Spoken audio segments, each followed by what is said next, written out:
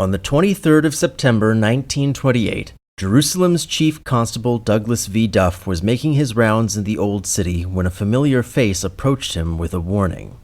It was the eve of Yom Kippur, the holiest day in Judaism, and as was tradition, a large number of religious Jews were gathering to worship in the alleyway adjoining the western wall of the Temple Mount, also known as the Wailing Wall. But not all was well. Finding the 27-year-old constable after a long search, District Governor Edward Keith Roach gave him the urgent news. The worshippers had erected a collapsible screen at the wall to separate men and women, to which the custodians of the Temple Mount, the Waqf, had taken exceptional offense. It was a strange reaction. Being one of the last remnants of the ancient Jewish temple, the Western Wall had hosted a continuous tradition of Jewish worship dating back to at least the 12th century, and never before had it provoked the ire of Muslim authorities in this way. But in 1925, a similar dispute over seating for disabled worshippers resulted in a Supreme Court ruling in favor of the Waqf. As a result, Zionist Executive Chief Frederick Kish conspired with Justice Gad Frumkin to mislead American department store magnate Nathan Strauss into buying houses adjoining the wall to turn into a shrine.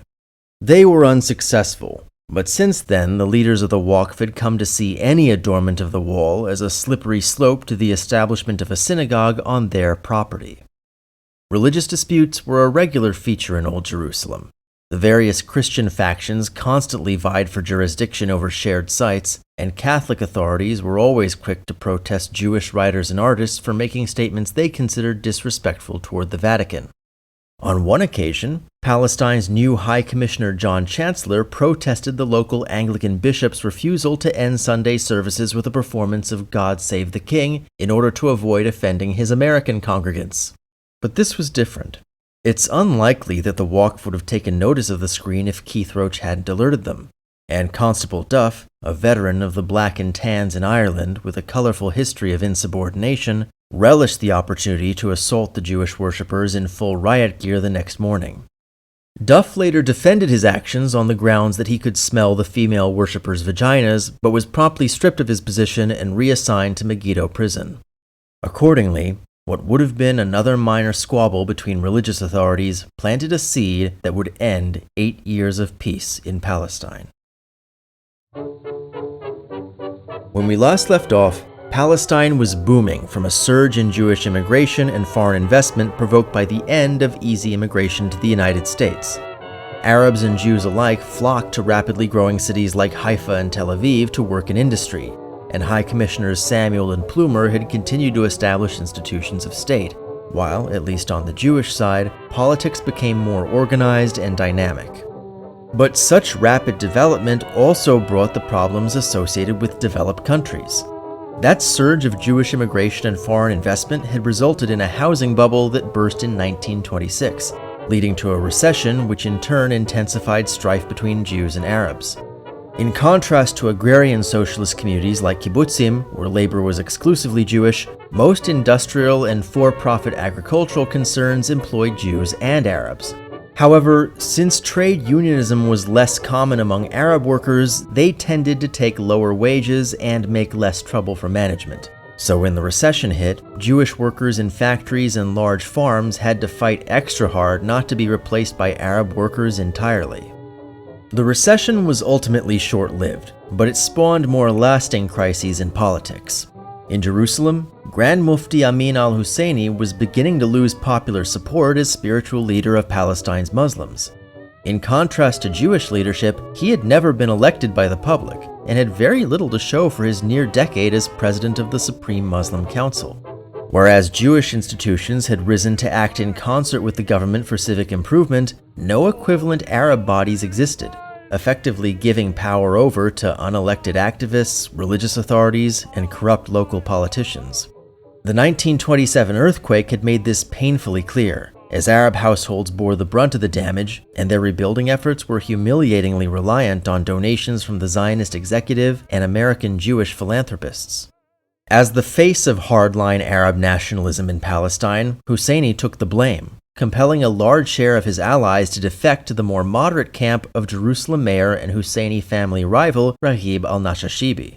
He may have had a softer stance on Zionism, but at least he was accountable, and his commitment to the quality of life in Jerusalem was without question. Back in 1920, Husseini had been convicted and later pardoned for inciting the Nebi Musa riots, only to become convinced that peaceful political action was more effective. But peaceful action wasn't going to save his job, nor would it maintain the balance of power between the Husseini and Nashashibi families. So Husseini responded to this crisis of confidence by falling back on an old tactic. Following the Yom Kippur incident in 1928, he presented the government with a memorandum accusing the Zionist executive of seeking to purchase the entire Temple Mount. In Arabic, he went even further, issuing leaflets claiming that the Zionist executive had imminent plans to seize the Temple Mount, demolish the Dome of the Rock and Al-Aqsa Mosque, rebuild the temple, and expel all of Palestine's Arabs. Meanwhile, Jewish politicians were undergoing a political shift of their own. With Chaim Weizmann leading the largely obsolete Zionist Congress in Europe, and his general Zionists having failed to consolidate into a single party, political sympathies in the Yishuv were increasingly polarized. While a growing plurality rallied around the two social democratic parties, they nevertheless faced growing opposition from the right-leaning Hatzoar and its leader Ze'ev Jabotinsky. On the one hand, Jabotinsky was intensely critical of the center and left for their condescending attitude towards the Arab population. But he also believed that reconciliation between Jews and Arabs was only possible through the establishment of a majority Jewish state, on both sides of the Jordan. And while the left and center had well-established media apparatus to promote their views, Hatzoar was catching up, and with Husseini's escalation of tensions at the Western Wall, they asserted the importance of showing strength against Arab leaders. Speaking for the dominant social democratic parties, David Ben-Gurion, chairman of the Central Workers' Council known as the Histadrut, argued that this was an obvious trap, that Husseini wanted a forceful response in order to justify retaliation and consolidate his flagging support. If the Yishuv did respond with a show of force, there were more than enough anti-Semites in the British constabulary who would happily assist in the planning of anti-Jewish pogroms, and an increasingly frustrated Britain would be compelled to respond by renegotiating the mandate and rescinding the Balfour Declaration. To Ben-Gurion, the best response was to do nothing at all. Just wait for Husseini to continue escalating until the British had no choice but to confront him. And this almost worked. For the better part of a year, Husseini made a regular habit of sending his subordinates to go to the Western Wall and beat up the Jewish beadle overseeing worship. But in May 1929, he took this further, organizing demonstrations at the top of the wall and eventually pelting the Jews below with stones. At this, High Commissioner John Chancellor finally started taking the issue seriously. Unfortunately, Chancellor still misinterpreted the crisis as another minor religious squabble that needed to be de-escalated rather than Husseini acting opportunistically. In June, Chancellor proposed a new Palestinian constitution to the Colonial Office in London, alongside measures restricting Jewish worship at the wall, which he believed would appease the Mufti. At this point, Ben-Gurion and the Social Democrats thought they could continue to sit back and wait for the British to realize what Husseini was actually doing, but their position was weaker than it had been a couple years earlier. Having already agreed to merge into a single party, Achdut HaAvoda and Hapoel HaTzair now held an 80% supermajority in the Histadrut, as well as institutional dominance over the paramilitary Haganah. But during the recession of 1926, Ben-Gurion and Hapoel HaTzair leader Yosef Aharonovich had been embroiled in a number of scandals which briefly threatened the legitimacy of the entire Zionist left. And while they had a supermajority in the Histadrut, they'd never held a majority in the Assembly of Representatives, so all the side projects that they'd established under the aegis of the Histadrut and Haganah were perceived as partisan institutions. Bank Hapoalim was a leftist bank. Hapoel Tel Aviv was a leftist football team. Because the liberal and religious parties had historically been so disorganized, the Social Democrats had thus far been able to set the political discourse. But the rise of Jabotinsky and Hatzoar had upended that dynamic. So just as Husseini sought to consolidate his power by trying to provoke the Yishuv, Hatzoar decided to consolidate its power by going rogue and falling for it. In late July, a Hebrew literature professor named Yosef Klausner formed the Pro-Wailing Wall Committee, rallying a collection of disaffected young men, mostly his students, to formulate a response to the crisis in open defiance of the organs of the Yishuv. Now, as luck would have it, just 4 days later, the 16th Zionist Congress met in Zurich. The Congress had become a largely vestigial body after the Jews of Palestine established their own political institutions, but under the leadership of its notably aggressive president Chaim Weizmann, the Congress voted to affirm that Jewish access to the Western Wall was a fundamental right. And while the Congress had little power over Palestine, it was attended by Ben-Gurion, leaving the Yishuv without its most powerful politician.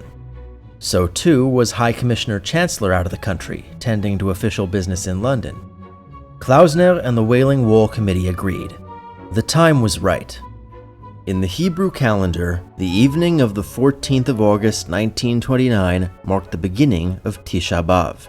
A day of many tragedies in Jewish history, it nevertheless originated with the destruction of the Jewish temple in the First Jewish-Roman War, which made it all the more poignant for the thousands of committee members and their allies to stand vigil overnight at the Wall Plaza.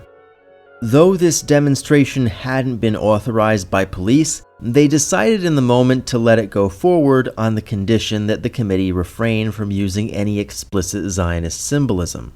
However, by afternoon on the 15th, this had been violated, with protesters singing Hatikva and waving the flag of the Zionist Congress, prompting Husseini to rally a 2,000-strong counter-demonstration the following day, descending into the alley to burn Jewish prayer books as well as the small notes that were traditionally placed in the stone cracks. But the biggest escalation came the day after that, not in the old city, but near the outlying village of Lifta. There, 17-year-old Avraham Mizrahi accidentally kicked a soccer ball into the orchard of a neighboring Arab family, where it was picked up by one of the family's small daughters. When asked for the ball back, the girl screamed, whereupon someone fatally shattered Mizrahi's skull with an iron rod. When news of this reached Jerusalem, Jewish ultras stabbed a random Arab youth, and though he survived, this set off a series of random stabbing attacks against Jews. Mizrahi's funeral on the 21st was crashed by political demonstrators, inspiring the police ostensibly guarding the proceedings to turn against the mourners. With Chancellor still out of the country, Frederick Kish took the next flight to London to alert Westminster of the crisis himself. In the meantime, Deputy High Commissioner Sir Harry Luke took matters into his own hands by opening ceasefire negotiations between Yitzhak Ben-Zvi of the Haganah and Jamal al-Husseini, chairman of the Executive Committee of the Palestine Arab Congress. Luke had hoped that just the news of talks would help calm tensions in the city, but Ben-Zvi and Husseini couldn't even agree to publicly acknowledge them. By morning on the 23rd, thousands of Arab peasants had begun streaming into Jerusalem from the surrounding villages and even some distant cities, many armed with sticks and knives. And having lost patience waiting for a political solution, Luke called for reinforcements from the Transjordan. Around 11 a.m., gunshots were heard from the Temple Mount, leading Luke to suspect that Grand Mufti Husseini was deliberately inciting a riot. Responding to Luke's accusations, Husseini addressed the crowd to ostensibly calm them down. But while nobody today knows what he said, the effect was the opposite of calming. Nobody knows who attacked whom first, but the first murders were reported within 2 hours of the gunshots. Jerusalem police broadly refused to respond. While some joined the rioters, most feared that taking action against the mob would provoke long-term vendettas against their families, and they would seemingly only take orders from the High Commissioner, who was still nowhere to be found. Instead, direct action fell mostly to Ben-Zvi, who began handing out guns to the Haganah in his back garden. Ultimately, the riots in Jerusalem claimed the lives of 8 Jews and 5 Arabs, with 15 Jews and 9 Arabs injured. In order to keep the violence contained to Jerusalem, Keith Roach shut down Jerusalem's telephone exchange. But word was still able to travel by car, and by the time the riots were dying down in Jerusalem, they were just beginning elsewhere. The following day, several Arabs from the nearby village of Kalunya went to the neighboring Jewish village of Motza and nearly wiped out the Maklef family and 2 of their house guests. Of those present, only 12-year-old Hannah and 9-year-old Mordechai escaped with their lives. Mordechai would later serve as Chief of Staff of the Israel Defense Forces. But by far the worst atrocities took place in Hebron. By and large, Hebron's Jews weren't Zionists. Most Jewish families had lived in the city for a century or more, joined by some Haredim from Europe and yeshiva students from North America. This proved to be of no importance. 32-year-old Chief Constable Raymond Caffarata had only recently arrived in Hebron and had only 33 officers at his command, many of whom were elderly or otherwise unfit. Like Duff, Caffarata was a former Black and Tan. He had forbidden the Haganah from operating in the city and initially blamed the Jewish community for causing the violence. However, once he discovered one of his own officers disemboweling a woman while another man crudely decapitated her 2-year-old son, he changed his tune. He shot both men. Effectively acting alone, Caffarata narrowly escaped death several times at the hands of a mob numbering in the thousands. Nevertheless, most of Hebron's Jews survived. 435 of them took refuge with Arab neighbors who would have no part of the atrocities around them. Others played dead under the piled corpses of their friends and families. By late morning, the pogrom in Hebron had ended. 67 Jews had been killed, including 3 children, and 58 had been wounded. Subsequent testimony by survivors told of themselves or family members variously being raped, castrated, disemboweled, burned alive with oil, beheaded with bare hands, or slowly tortured to death. Jewish homes, businesses, and synagogues were ransacked or burned. The dead were buried in a mass grave, and the wounded were immediately evacuated to Jerusalem. By the end of 1929, the only Jew remaining in Hebron was a prostitute in the employ of a local official. Over the next 5 days, copycat attacks spread across the country. The worst of these was in Safed, where between 18 and 20 Jews were killed, 80 wounded, an orphanage nearly wiped out, and the ghetto burned. Overall, the violence of August 1929 took the lives of 133 Jews. At the same time, Arab nationalist politicians were quick to report widespread massacres of Arabs by Jews, but most of these turned out to be false. Most. On the 25th of August, a Jewish police officer in Jaffa orchestrated the massacre of a local imam and his family. On the 26th, a Jewish mob attacked and desecrated the Nebi Akasha Mosque in Jerusalem. A subsequent investigation concluded that only 20 of the 116 Arabs killed in the riots had been murdered in revenge. Most had been killed in self-defense, or more likely, at the hands of police and soldiers. Others were killed for trying to protect Jews, and it's likely that many had been killed by friendly fire and stray bullets. On the 31st of August, High Commissioner Chancellor finally returned to Palestine. He was the most hated man in the country, an enemy of Jews, Arabs, the government in London, and even the armed forces under his nominal command. Under normal circumstances, he'd have resigned immediately, but in light of the catastrophe in his absence, he would have to oversee the prosecution of a vast number of suspected perpetrators.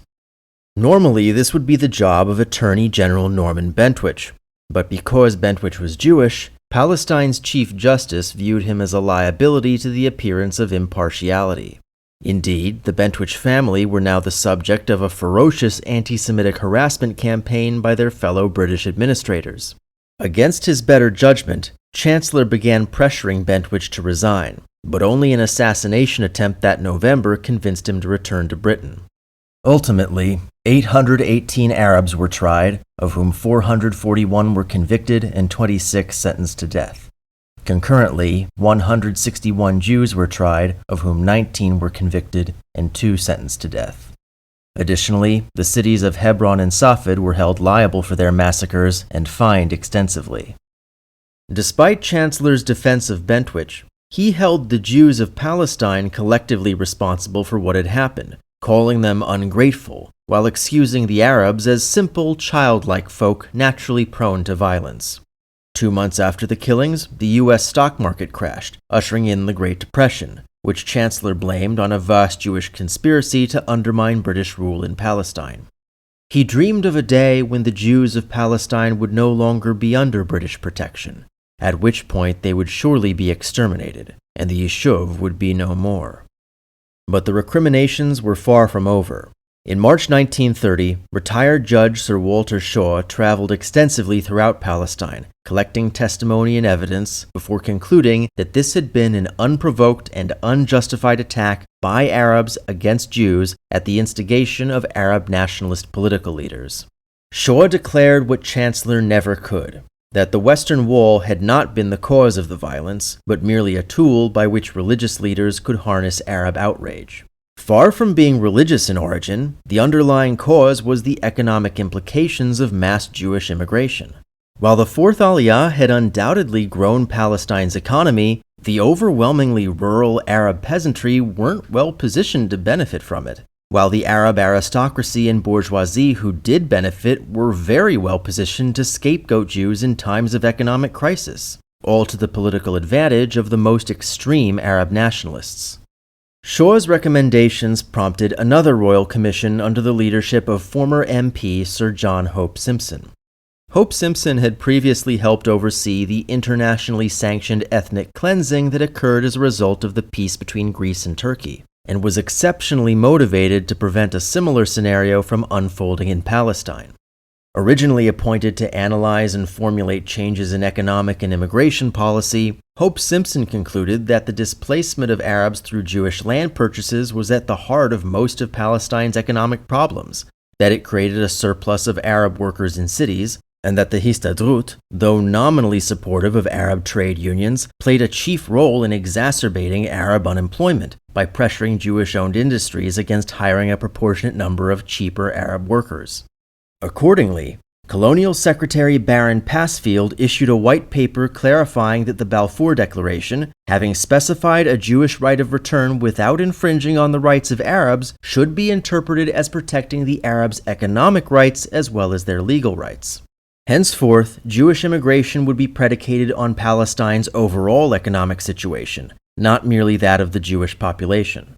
Immigration visas became available to Arabs as well as Jews. With Jews projected to surpass Arabs as the majority by 1970, the issuing of visas was regulated to ensure a permanent Arab majority.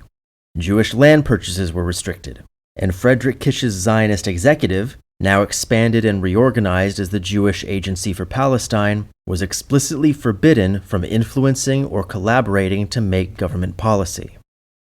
Grand Mufti Amin al-Husseini was unofficially immune from prosecution. David Ben-Gurion doubted that he would have been dumb enough to put his name on any incriminating documentation, and in any case, the horrors of 1929 had paradoxically convinced Chancellor of his indispensability. The Shaw Commission report had gone out of its way to avoid implicating the Mufti directly, and the swift trials had cemented his position as a symbol of Arab resistance against Jewish and British oppression. He got exactly what he wanted: to maintain his family's position as an unaccountable, ineffectual big fish in an increasingly small pond. But the events of 1929 also had winners and losers in the Yishuv, and the consequences would be more profound and enduring than anything that had come before. The onset of the Great Depression accelerated the merger between Achdut HaAvodah and Hapoel Hatzair, and on the 5th of January 1930, they were reborn as the Palestine Workers' Party, or Mapai. 3 years earlier, David Ben-Gurion faced the prospect of a humiliating end to his political career. Now, he was the uncontested leader of the Zionist left. It was only the beginning. Ben-Gurion came out of 1929 utterly spooked by the rise of Hatzoar. Jabotinsky may not have been a fascist, but many of his followers absolutely were. And having vanquished the threat posed by the Palestine Communist Party, Mapai feared that the recent atrocities would radicalize trade unions into forming a Judeo-fascist movement, destroying everything that the left had built up. However, Jewish voters in Palestine overwhelmingly held Hatzoar responsible for what had happened, saving Ben-Gurion and Mapai from electoral ruin. Exactly 1 year after Mapai's formation, new elections were called for the Assembly of Representatives, with some changes. Rather than a threshold of seats per number of votes, the number of representatives was fixed at 71, the same number as in the Great Sanhedrin in ancient Judea. The communists continued to boycott the election, as did the Haredim over their continued opposition to women's suffrage. This time, Mapai came even closer to an outright majority with 31 seats, on the strength of which Yitzhak Ben Zvi was elected as the new president of the National Council. And while Hatzoar made significant gains in that election, this had only come at the expense of Chaim Weizmann and the General Zionists. Following the Pasfield White Paper, the 17th Zionist Congress firmly rejected a proposed resolution to enshrine the establishment of a Jewish state as the end goal of the Zionist movement. The proposal had come from Jabotinsky, but the defeat of the resolution permanently discredited Weizmann and the Zionist Congress at large. Using his final ounce of clout, a desperate Weizmann enlisted Ben-Gurion, now the uncontested leader of the entire Yishuv, to negotiate with the British government. Back in London, the political realignment of the 1920s was virtually complete. In 1929, Ramsay MacDonald of the Labour Party received support from the remnant Liberals to form a minority government. Like the other parties, Labour had significant internal divisions over Zionism, but overall it was the most pro-Zionist bloc. MacDonald had connections with the Zionist left going back decades, and even Baron Pasfield had co-written the pro-Zionist War Aims Memorandum, which predated the Balfour Declaration. In February 1931, MacDonald had written to Weizmann clarifying that the Pasfield White Paper wasn't a repudiation of his party's historic support, which is why Weizmann had relied on Ben-Gurion to meet with him for breakfast at Chequers, the traditional country home of the Prime Minister. Though no formal agreement was made, the meeting resulted in the effective nullification of Pasfield, a move for which MacDonald received unexpected support from several conservatives, including Prime Minister Stanley Baldwin, who'd previously supported revoking the Balfour Declaration. This sudden change of heart struck many people as mysterious. Even historians today seem mystified. But I'm not. Ben-Gurion and MacDonald were ideological kindred spirits, and in 1931, they understood something that few others yet did. The Jewish people were no longer safe in Europe. Special thanks to my patrons, including Mir Akbar Ali, Jeremy Biskin, Boris Cherny, FC, Matthew Feinberg, Jay Fleischman, Oshar Gordon, Bob Huddy, Raphael Kellerman, Sol Cohn, Jacob Kossoff, and Jeffrey Schweitzer.